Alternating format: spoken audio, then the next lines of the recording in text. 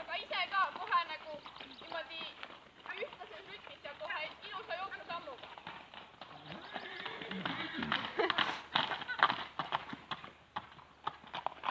aga mulle meeldib see nagu elav tempos oli väga hea. Nagu lõpus läks väga elav. Ma olin normaalselt seal külje peal raske, mina olin väga raske. Ma räägin nagu hobustega ise jooksavad hästi. Sul on sellega. no ma võin tulla selle lonksuga.